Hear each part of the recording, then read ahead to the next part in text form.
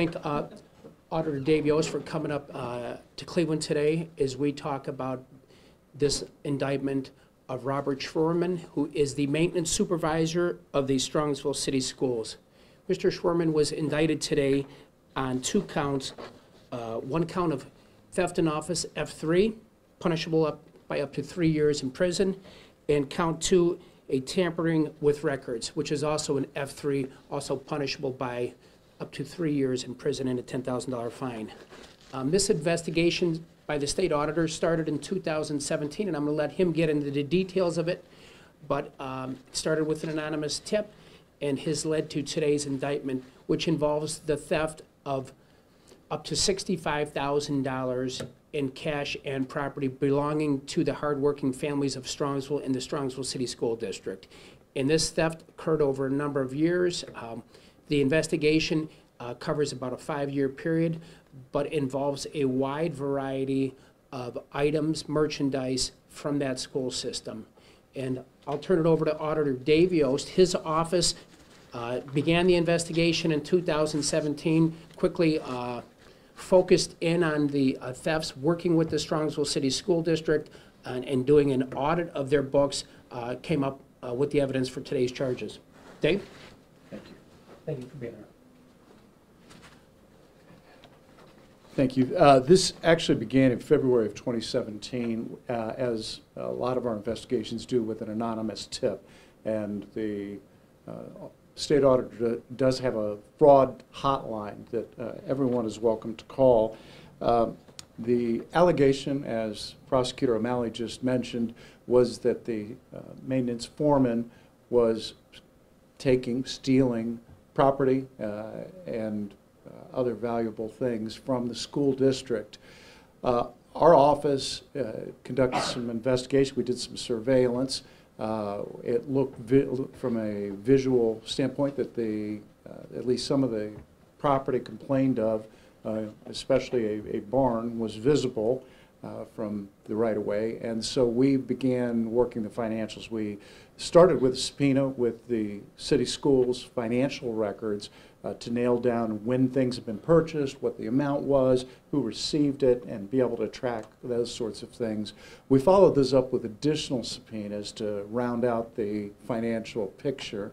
Following that, we cooperated with the sheriff's office, the prosecutor's office, both here and in Lorain County. And last week, we obtained a search warrant to search the premises. At this point, we obviously have to wait for the process to work out, and looking forward to Prosecutor O'Malley bringing justice in this case. But I'd like to thank both his office for its quick work and the Lorain prosecutor, as well as the city schools, which have cooperated fully throughout this investigation. Thank you. Prosecutor O'Malley? Yeah. I just want to go over a list of some of the items that were in fact either stolen directly from the school system or in fact ordered by Mr. Schwerman from various suppliers and vendors throughout our area. But they include things like a carport, a whole house generator, a furnace and air conditioner for his home, chainsaws, leaf blowers, a Skag riding lawnmower, a $20,000 John Deere Gator mini SUV tractor type of vehicle, garage door opener, garage heaters, landscape lighting, deck screws. He also removed a barn from a Strongsville City School property and moved that to his home as well. I'll go over some of the. And he was the Strongsville City School District maintenance foreman. There is the barn that was in fact on the Strongsville City School property. They had purchased that home with the anticipation of expanding a middle school. He in fact has moved the barn to his home in Columbia Station. There was in fact the carport that he had purchased via the Strongsville School Maintenance Department, and there it is located at his home. There is the Generac generator for his house, which is powered by natural gas, as well as a Carrier air conditioning unit. He had bought a Carrier air conditioning unit and heater for the home, all on the via the Strongsville school maintenance accounts. Here is a picture of the Gator vehicle that he had purchased as well, valued at over $20,000 with accessories. Tricked out. Top of the line. So, again, this was an individual who, with complete boldness and without fear of any repercussions, was using the accounts of the Strongsville City School District, monies that is for the children of that school district, and using it to furnish and to have a very lavish lifestyle out in Columbia Station. And again, I would just want to thank, on behalf of the people of Strongsville and the people of this county, the state auditor for quickly and in very much detail getting to the bottom of this problem. And again, this individual is no longer employed with the Strongsville City School District as of last Friday, to my understanding. What period of time are we talking about that he started doing this until now? What's the period? My understanding is starts back into 2013. Many of these items were purchased in 13 and 14. But all the way up through today, including that tarp, which was from, I believe, 2017. How long have you worked for the district? I am not aware of how long he worked for the school district, but he had certainly worked his way up to maintenance foreman, so I assume he's 49 years of age, so I assume he worked there for an extended period. Does he have a wife, family who are cooperating or notice things were wrong? Mr. Schwerman, upon being confronted by the auditor's investigators, my understanding, cooperated. And I'll just leave it at that. It's unfortunate. He probably does have a family, but I don't think we need to get into that. Cash, you said it was a combination of cash and Well, equipment. Do you have the breakdown? I think most of it were just property, most of it was property and items that he ordered via their accounts. Did he use like a school credit card? Like what were the means he used to pay for these things? Let me get back to you on that. I don't have the file with me today. I would say this, many of the vendors have accounts with the Strongsville school system, so he was able to, just based upon that relationship, order these items. They would be delivered in many instances to the Strongsville City School District maintenance garage, at which point he would pick them up and bring them home. You said the total, 60 how? We're looking right now, we're looking at $65,000 in stolen merchandise. What's he faced? He faces on those two charges up to 3 years each incarceration and up to a $10,000 fine on each. Are there other people that were involved maybe? No, he was involved in these actions, on his own. He was actually indicted, it wasn't an information. No, he was indicted. How old is he? I believe he's 49. So who installed the Generac and the air conditioning unit? Was it delivered to the school, or was it delivered? I believe he did. No, he actually, the Generac, he actually hired an individual who has those skills to come out, and that individual installed both the Generac, the AC unit, and I believe the furnace.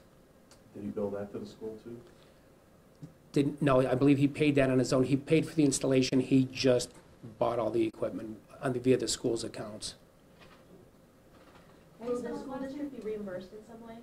Well, right now, as part of the indictment, there's a forfeiture on the house. We're looking to probably lien the house. As we saw from, there's a furnace that is contained within the house. There's an AC unit. There's a Generac that's hooked up to the house. Obviously, right now, we've placed, as a result of this, a forfeiture on the house to specifically seek reimbursement from this defendant for those items that he's installed on the house. When was the house built?